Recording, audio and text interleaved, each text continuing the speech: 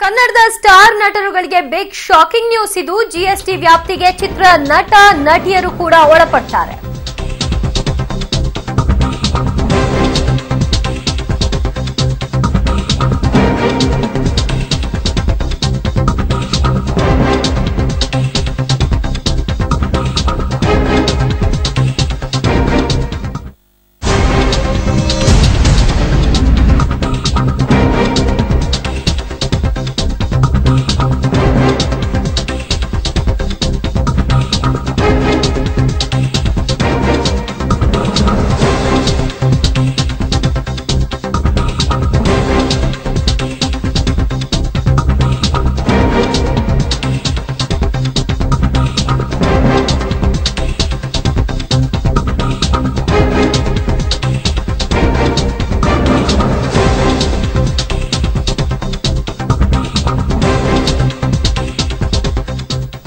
ಕನ್ನಡದ star ನಟರುಗಳು GST ವ್ಯಾಪ್ತಿಗೆ ಒಳಪಡ್ತಾರೆ. 20ಕ್ಕಿಂತ ಹೆಚ್ಚು ಸಂಭಾವನೆಗೆ ಶೇಕಡಾ 28ರಷ್ಟು ತೆರಿಗೆಯನ್ನ ಕಟ್ಟಬೇಕಾಗುತ್ತೆ.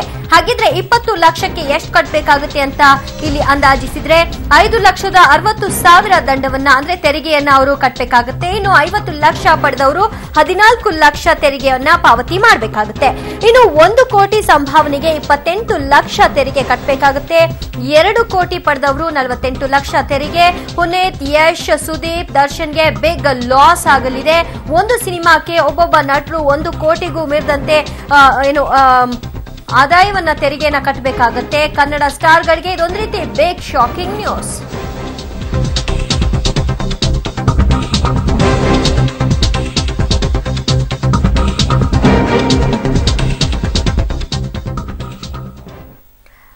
ಕನ್ನಡ ಸ್ಟಾರ್ಗಳಿಗೆ ಬಿಗ್ ಶಾಕ್. 20 ಲಕ್ಷ ಸಂಭಾವನೆ ಇದ್ದವರು 5,60,000 ತೆರಿಗೆ, 50 ಲಕ್ಷ ಸಂಭಾವನೆ ಇದ್ದವರು 14 ಲಕ್ಷ ತೆರಿಗೆ. 1 ಕೋಟಿ ಸಂಭಾವನೆಯನ್ನ ಪಡೆಯುವಂತವರು 28 ಲಕ್ಷ ತೆರಿಗೆಯನ್ನ ಪಾವತಿ ಮಾಡಬೇಕಾಗುತ್ತೆ. ಇನ್ನು 2 ಕೋಟಿ ಸಂಭಾವನೆ ಪಡೆಯುವಂತಹ ಸ್ಟಾರ್ ನಟರು 56 ಲಕ್ಷ ತೆರಿಗೆಯನ್ನ ಪಾವತಿ ಮಾಡಬೇಕು. 3 ಕೋಟಿ ಸಂಭಾವನೆ ಪಡೆದ್ರೆ 84 ಲಕ್ಷ. 4 ಕೋಟಿ ಸಂಭಾವನೆ ಆದ್ರೆ 1.02 ಕೋಟಿ ತೆರಿಗೆಯನ್ನ ಪಾವತಿ ಮಾಡಬೇಕು. 5 ಕೋಟಿ ಸಂಭಾವನೆ ಆದ್ರೆ 1.30 ಕೋಟಿ ತೆರಿಗೆ ಪಾವತಿ ಮಾಡಬೇಕಾಗುತ್ತೆ. ಹಾಗಿದ್ರೆ ಯಾವ್ಯಾವ ನಟರು ಎಷ್ಟೆಷ್ಟು ತೆರಿಗೆಯನ್ನ ಪಾವತಿ ಮಾಡಬೇಕಾಗುತ್ತೆ ಅನ್ನೋದನ್ನ ನಾವು ಗಮನಿಸೋದಾದ್ರೆ ಪುನೀತ್ ರಾಜ್ಕುಮಾರ್ ಸಂಭಾವನೆ ಇರೋದು ಅಂದಾಜು 5ರಿಂದ 6 ಕೋಟಿ. ಹಾಗಿದ್ರೆ ಅವರು ತೆರಿಗೆ ಕಟ್ಟಬೇಕಾಗಿರೋದು 1.58 ಕೋಟಿಯಷ್ಟು.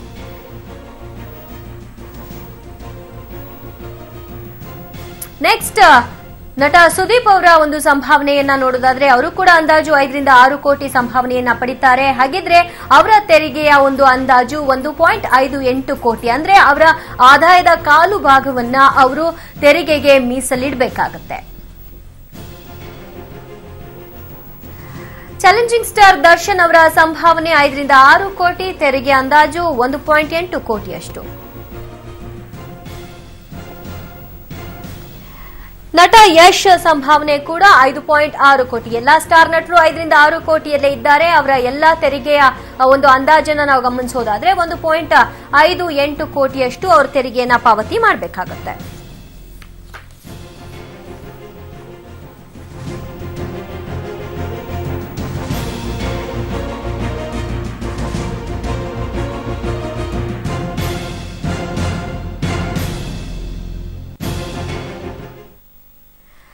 ಜಾಯಿಂಟ್ ಡೈರೆಕ್ಟರ್ ಕಿರಿಯ ಕಾಯ್ದೆ ವಿಭಾಗದ ರಾಮನ್ ಅವರು ನಮ್ಮ ಜೊತೆಗಿದ್ದಾರೆ. ಸರ್ ನಮಸ್ತೆ.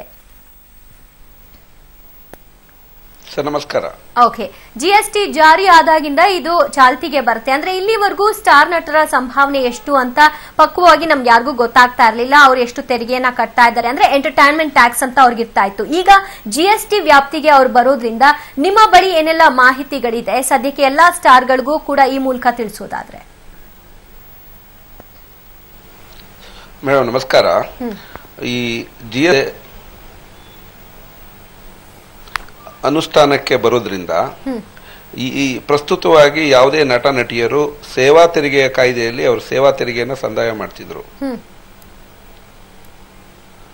ಆದ್ರೆ ಜಿಎಸ್ಟಿ ಬಂದ ನಂತರ ಅವರು ಜಿಎಸ್ಟಿಯನ್ನ ಸಂದಾಯ ಮಾಡಬೇಕಾಗಿರುತ್ತದೆ.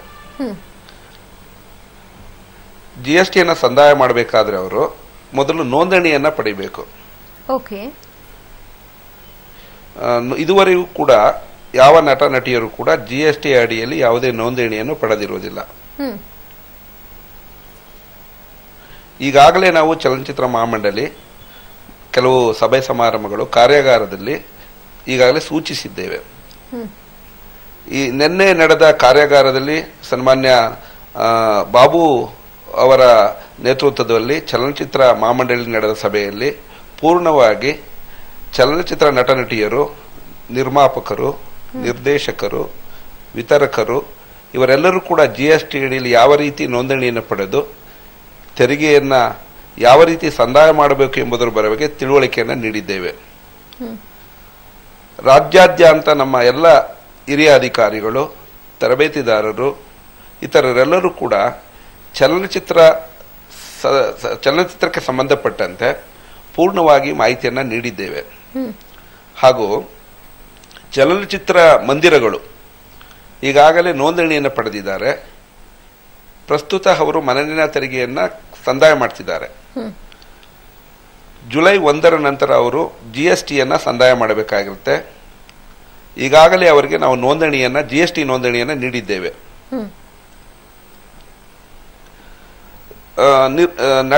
ನಟ ನಟಿಯರು, ನಿರ್ಮಾಪಕರುಗಳು, ನಿರ್ದೇಶಕರುಗಳು, ಚಲನಚಿತ್ರಕ್ಕೆ ಸಂಬಂಧಪಟ್ಟ ಇತರೆ ಪೋಷಕ ನಟರು 20 ಲಕ್ಷಕ್ಕಿಂತ ಮೇಲ್ಪಟ್ಟು ವರ್ಷದಲ್ಲಿ 20 ಲಕ್ಷಕ್ಕಿಂತ ಮೇಲ್ಪಟ್ಟು ಸಂಭಾವನೆಯನ್ನ ಪಡೆಯುತ್ತಿದ್ದಾರೆ. ಅವರೆಲ್ಲರೂ ಕೂಡ GSTಯ ಕಾಯ್ದೆಯ ವ್ಯಾಪ್ತಿಗೆ ಬರಬೇಕಾಗುತ್ತದೆ. ಈಗಾಗಲೇ ನಾವು ಇದರ ಬಗ್ಗೆ ಪ್ರಚಾರವನ್ನು ನೀಡಿದ್ದೇವೆ, ಕಾರ್ಯಾಗಾರದಲ್ಲಿ ತಿಳುವಳಿಕೆಯನ್ನು ನೀಡಿದ್ದೇವೆ. ವೃತ್ತಿ ತೆರಿಗೆ ಸಮೀಕ್ಷೆಯ ಸಂದರ್ಭದಲ್ಲಿ ಈಗಾಗಲೇ ನಾವು ಕೆಲವು ನಟ ನಟಿಯರ ಮನೆಯಲ್ಲಿ ಅವರಿಗೆ ಈ ವಿವರಗಳನ್ನು ನೀಡಿದ್ದೇವೆ. ಜುಲೈ ನಂತರ ನೋಂದಣಿ ಪ್ರಕ್ರಿಯೆಗೆ ಅವರು ಈಗ ಇವರ ಅಂಡರ್ ಅಲ್ಲಿ ಬರುವ ಸಾಧ್ಯತೆ ಏನು ಇವರು ಕೂಡ ಬರ್ತಾರಾ, ವಿತರಕರು ಕೂಡ ಬರ್ತಾರಾ, ಡಿಸ್ಟ್ರಿಬ್ಯೂಟರ್ಸ್ ಕೂಡ?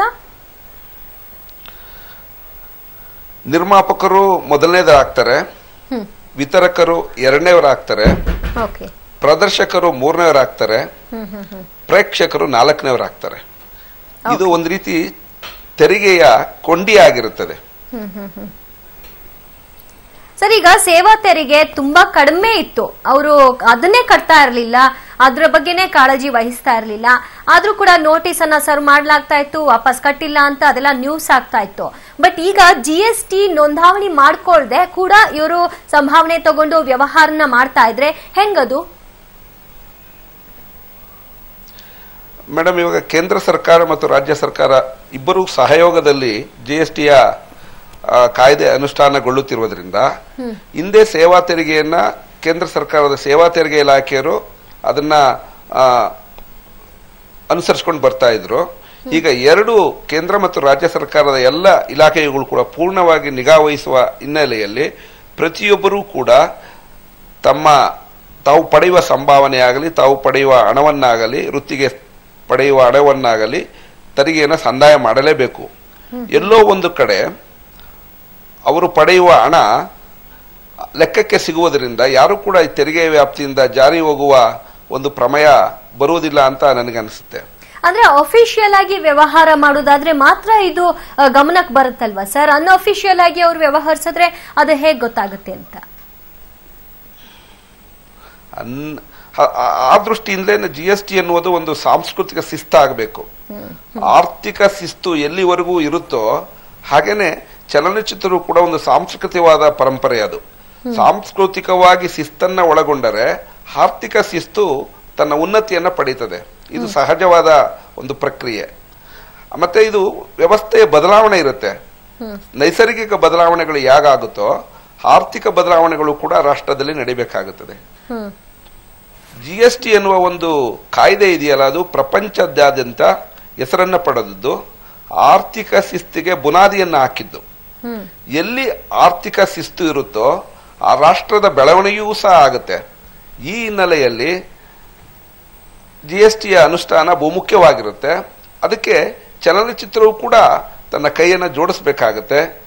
ಅಲ್ಲಿ ಕೆಲಸ ಮಾಡುವ ಎಲ್ಲರೂ ಕೂಡ GSTಯ ಕಾಯ್ದೆಯ ಅನುಷ್ಠಾನಕ್ಕೆ ತಮ್ಮ ಪ್ರೋತ್ಸಾಹವನ್ನ, ಸಹಾಯವನ್ನ ಮತ್ತೆ ಉತ್ತೇಜನವನ್ನು ನೀಡಬೇಕಾಗುತ್ತೆ. ಆಗ ಆರ್ಥಿಕ ಶಿಸ್ತು ಸಹಜವಾಗಿ ಬರುತ್ತೆ.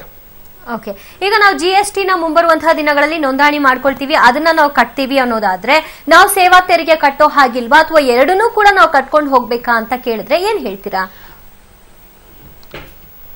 ಇಲ್ಲ ಮೇಡಮ್, GSTಯ ಬಂದ ನಂತರ, GSTಯ ಅನುಷ್ಠಾನಗೊಂಡ ನಂತರ ದಿನಾಂಕ 1/7/2017 ನಂತರ ಸೇವಾ ತೆರಿಗೆ ಇರಲ್ಲ.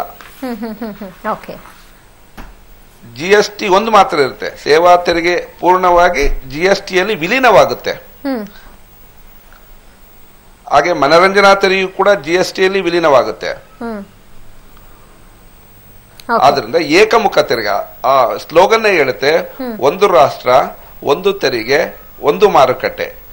ಈ ಹಿನ್ನೆಲೆಯಲ್ಲಿ ಒಂದೇ ತೆರಿಗೆಯನ್ನ ಇವರು ನೀಡಬೇಕಾಗುತ್ತೆ. ಇಲ್ಲಿಯವರೆಗೂ ಯಾರಾದ್ರೂ ಚಲನಚಿತ್ರ ನಟ ನಟಿಯರು ಬಂದು ಇದರ ಬಗ್ಗೆ ಇನ್ಫಾರ್ಮೇಶನ್ ಪಡ್ಕೊಂಡು ನೋಂದಾವಣಿ ಮಾಡ್ಕೊಳ್ತೀವಿ, ಅದರ ಪ್ರೊಸೀಜರ್ಗಳು ಏನು ಅಂತ ಮಾತುಕತೆ ನಡೆಸಿದ್ದಾರಾ, ಅಥವಾ ಇನ್ನು ಆ ಥರದ ಚಟುವಟಿಕೆಗಳು ಆರಂಭ ಆಗಿಲ್ಲ ಅಂತೀರಾ ಸರ್? ಇಲ್ಲ, ಕೆಲವು ನಟ ನಟಿಯರಿಗೆ ನಾವೇ ಅದನ್ನ ಹೇಳಿದೀವಿ. ಜಗ್ಗೇಶ್ವರ ಹತ್ರ ನಾವು ಅವರ ಮನೆಯಲ್ಲೇ ಅದನ್ನ ಹೋಗಿ ಅವರಿಗೆ ವಿಸ್ತರಿಸಿದ್ದೇವೆ, ಪೂರ್ಣವಾಗಿ ತಿಳುವಳಿಕೆಯನ್ನ ಕೊಟ್ಟಿದ್ದೇವೆ. ಇನ್ನೂ ಕೆಲವು ನಟರುಗಳಿಗೆ ಹೇಳಿದ್ದೇವೆ, ನಿರ್ಮಾಪಕರುಗಳಿಗೆ ಹೇಳಿದ್ದೇವೆ, ನಿರ್ದೇಶಕರುಗಳಿಗೆ ಹೇಳಿದ್ದೇವೆ, ಕಾರ್ಯಾಗಾರದ ಮುಖಾಂತರ ತಿಳಿಸಿದ್ದೇವೆ. ಹಾಗೆ ಚಲನಚಿತ್ರ ಮಹಾಮಂಡಳಿ ಪೂರ್ಣವಾಗಿ ಇಲಾಖೆಗೆ ಸಹಕಾರವನ್ನು ನೀಡ್ತಾ ಇದೆ. ಶ್ರೀ ರಾಜೇಂದ್ರ ಬಾಬು ರವರು ಪೂರ್ಣವಾಗಿ ನಿನ್ನೆ ಇದನ್ನ ವಿಶದಪಡಿಸಿದ್ದಾರೆ. ಗೌರವಾನ್ವಿತ ನಟಿ ಜಯಮಾಲ ಅವರು ಇದರ ಬಗ್ಗೆ ತಿಳುವಳಿಕೆ ನೀಡಿದ್ದಾರೆ. ಹೀಗೆ ಹಲವಾರು ಜನ GSTಯ ಕಾಯ್ದೆಯ ಅನುಷ್ಠಾನಕ್ಕೆ ತಮ್ಮ ಸಹಕಾರವನ್ನ ನೀಡಿದ್ದಾರೆ. ಓಕೆ ಸರ್, ಈಗ ನಾನು ತಡವಾಗಿ ಅಂದ್ರೆ 1ನೇ ತಾರೀಕು ಕಳೆದ ಮೇಲೆ ಒಂದು 1 ತಿಂಗಳು ಅಥವಾ 2 ತಿಂಗಳು ತಡವಾಗಿ ನಾನು ಈ ನೋಂದಾವಣಿ ಮಾಡಿಸ್ಕೊಳ್ತೀನಿ ಅನ್ನೋದಾದ್ರೆ ಹಳೆ ಅಂದ್ರೆ ಈಗ 1ನೇ ತಾರೀಕಿಂದ ಏನ್ ಜಾರಿ ಆಗಿರುತ್ತೆ ಅದನ್ನು ಕೂಡ ನಾನು ಸಂದಾಯ ಮಾಡ್ಬೇಕಾಗತ್ತಾ, ಅಥವಾ ನೋಂದಾವಣಿ ಮಾಡಿಸ್ಕೊಂಡ ಬಳಿಕದಿಂದ ನಾನು ಏನ್ ಸಂಭಾವನೆ ಪಡಿತೀನಿ ಅದನ್ನ ಸಂದಾಯ ಮಾಡ್ಬೇಕಾಗತ್ತಾ? 1/7/2017 ನಂತರ ಅವರು ಪಡೆಯುವ 20 ಲಕ್ಷಕ್ಕೆ ಮೇಲ್ಪಟ್ಟಂತೆ ಎಲ್ಲ ಸಂಭಾವನೆಗೂ ಕೂಡ ಅವರು GST ನೋಂದಣಿಯನ್ನ ಮೊದಲು ತೆಗೆದು ಆ ನಂತರ ಅವರು ಇಲಾಖೆಯಲ್ಲಿ ನಿರ್ದಿಷ್ಟಪಡಿಸಿದ ನಮೂನೆಗಳ ಮೂಲಕ ಆನ್ಲೈನ್ ಅಲ್ಲಿ ತೆರಿಗೆಯನ್ನು ಸಂದಾಯ ಮಾಡಬೇಕಾಗುತ್ತೆ. ಓಕೆ, ಅಂದ್ರೆ ಈಗ ನೀವ್ ಹೇಳ್ತಾ ಇದ್ರಿ ಪ್ರೊಡ್ಯೂಸರು, ವಿತರಕರು ಮತ್ತೆ ನಿರ್ದೇಶಕರು, ನಟ ನಟಿಯರು ಅಂತ, ಅಂದ್ರೆ ಅವರವರ ಸಂಭಾವನೆಗೆ ಸಂಬಂಧಪಟ್ಟ ಹಾಗೆ ಅವರವರೇ ಪಾವತಿ ಮಾಡಬೇಕು. ಇದರಲ್ಲಿ ಪ್ರೊಡ್ಯೂಸರ್ ಇನ್ವೆಸ್ಟ್ ಮಾಡ್ತಾರೆ, ಅವರೇ ಇದನ್ನ ಜವಾಬ್ದಾರಿ ಹೊತ್ಕೊಳ್ತಾರೆ ಅಂತ ಏನಿಲ್ಲ. ಹೌದು, ಇಲ್ಲಿ ಜವಾಬ್ದಾರಿ ಎಲ್ಲರ ಪಾಲು ಇರುತ್ತೆ. ಯಾಕೆಂದ್ರೆ GST ಊಡುವಳಿ ತೆರಿಗೆಯನ್ನ ಪಡೆಯುವ ಅವಕಾಶ ಇದೆ. ITC ಕ್ಲೈಮ್ ಅಂತ ಹೇಳ್ತೀವಿ. ಊಡುವಳಿ ತೆರಿಗೆಯನ್ನ ಪಡೆಯುವ ಅವಕಾಶವಿರುತ್ತೆ. ಊಡುವಳಿ ತೆರಿಗೆ ಪಡೆಯುವ ಅವಕಾಶ ಎಲ್ಲೆಲ್ಲಿ ಕಾಯ್ದೆಯಲ್ಲಿರುತ್ತೋ ಈ ಅವಕಾಶ ಇರುವುದರಿಂದ ಪ್ರತಿಯೊಬ್ಬರು ಕೂಡ ಅವರವರ ಲೆಕ್ಕವನ್ನ, ಟ್ಯಾಕ್ಸ್ ಇನ್ವಾಯ್ಸ್ ಅನ್ನ ನಮೂನೆಗಳಲ್ಲಿ ಭರ್ತಿ ಮಾಡಿ ಇಲಾಖೆಗೆ ಸಲ್ಲಿಸಿದರೆ ಅವರಿಗೆ ಇನ್ಪುಟ್ ಪಡೆಯುವ ಅವಕಾಶವಿರುತ್ತೆ. ಈ ಹಿನ್ನೆಲೆಯಲ್ಲಿ ಪ್ರತಿಯೊಬ್ಬರೂ ಕೂಡ ತಮ್ಮ ವ್ಯವಹಾರವನ್ನ ಇಲಾಖೆಯ ಮಾಹಿತಿ ಜಾಲದಲ್ಲಿ ಅಳವಡಿಸಿದರೆ ಅವರಿಗೆ ಪೂರ್ಣ ಪ್ರಮಾಣವಾಗಿ ITC ಕ್ಲೈಮ್ ಅನ್ನ ಪಡೆಯುವುದಕ್ಕೆ ಕಾನೂನಲ್ಲಿ ಅವಕಾಶ ಇರುತ್ತೆ. ಸರ್, ಈಗ ಒಬ್ಬ ನಟ 1 ಕೋಟಿ ಸಂಭಾವನೆ ಪಡಿತಾರೆ ಅಂತಂದ್ರೆ ಅವರು ಇದರ ಕಾಲು ಭಾಗ ಅಂದ್ರೆ 28 ಲಕ್ಷದಷ್ಟು ಟ್ಯಾಕ್ಸ್ ಕಟ್ಟಬೇಕಾಗತ್ತಾ? ಮೇಡಮ್, ಇಲ್ಲಿ 2 ರೀತಿಯ ತೆರಿಗೆ ಇದೆ. ಚಲನಚಿತ್ರ ಪ್ರದರ್ಶನಕ್ಕೆ 28% ತೆರಿಗೆಯನ್ನ ಸರ್ಕಾರ ಇವಾಗ ನಿಗದಿಪಡಿಸಿದೆ. ಅಲ್ಲಿ ಟಿಕೆಟ್ ಮಾರುವಾಗ 100 ರೂಪಾಯಿಗಿಂತ ಕೆಳಗಪಟ್ಟ ಟಿಕೆಟ್ಗೆ 18% ತೆರಿಗೆ, 100 ರೂಪಾಯಿಗಿಂತ ಮೇಲ್ಪಟ್ಟ ಟಿಕೆಟ್ಗೆ 28% ತೆರಿಗೆ ದರವನ್ನು ನಿರ್ಧರಣೆ ಮಾಡಿದೆ. ಇದು ಚಲನಚಿತ್ರ ಪ್ರದರ್ಶನಕ್ಕೆ ಟಿಕೆಟ್ ಮಾರಾಟಕ್ಕೆ ಆಗುವ ದರ. ಹಾಗೇನೆ ಚಲನಚಿತ್ರ ನಟರು, ನಟಿಯರು ಇತ್ಯಾದಿಯವರಿಗೆ 18% ತೆರಿಗೆ ವಿಧಿಸಿದೆ. ಈ 18ರಲ್ಲಿ ಕೇಂದ್ರ ಸರ್ಕಾರದ ಪಾಲು 9%, ರಾಜ್ಯ ಸರ್ಕಾರದ ಪಾಲು 9% ಆಗಿರುತ್ತೆ. ಈ ತೆರಿಗೆಯನ್ನ ಅವರು ಸಂದಾಯ ಮಾಡಬೇಕಾಗುತ್ತೆ. ಅಂದ್ರೆ ಇದು ಇನ್ಕಮ್ ಟ್ಯಾಕ್ಸ್ ಹೊರತುಪಡಿಸಿ ಜಿಎಸ್ಟಿನ ಸರ್? ಹೌದು ಮೇಡಮ್, ಇದು ಇನ್ಕಮ್ ಟ್ಯಾಕ್ಸ್ ನೇರ ತೆರಿಗೆ, ಜಿಎಸ್ಟಿ ಪರೋಕ್ಷ ತೆರಿಗೆ. Indirect tax and direct tax ಅಂತ ನಾವು ಹೇಗೆ ಹೇಳ್ತೀವೋ, ಇನ್ಕಮ್ ಟ್ಯಾಕ್ಸ್ ಅನ್ನೋದು ಡೈರೆಕ್ಟ್ ಟ್ಯಾಕ್ಸ್ ಆಗುತ್ತೆ, ಜಿಎಸ್ಟಿ ಅನ್ನೋದು ಪರೋಕ್ಷ ತೆರಿಗೆ ಆಗುತ್ತೆ. ಇದು ಸಂವಿಧಾನದಲ್ಲಿ ಸಂವಿಧಾನ ತಿದ್ದುಪಡಿಯ ಮೂಲಕ ಆಗಿರೋ ಒಂದು ರಾಷ್ಟ್ರದ ಒಂದು ದೊಡ್ಡ ಆರ್ಥಿಕ ಬದಲಾವಣೆಯ ಒಂದು ಪ್ರಕ್ರಿಯೆ. ಓಕೆ ಸರ್, ಇನ್ ಡೀಟೇಲ್ ಆಗಿ ಇದ್ರ ಇನ್ಫಾರ್ಮೇಶನ್ ಕೊಟ್ರಿ. Thank you so much public TV ಜೊತೆ ಮಾತನಾಡೋದಕ್ಕೆ.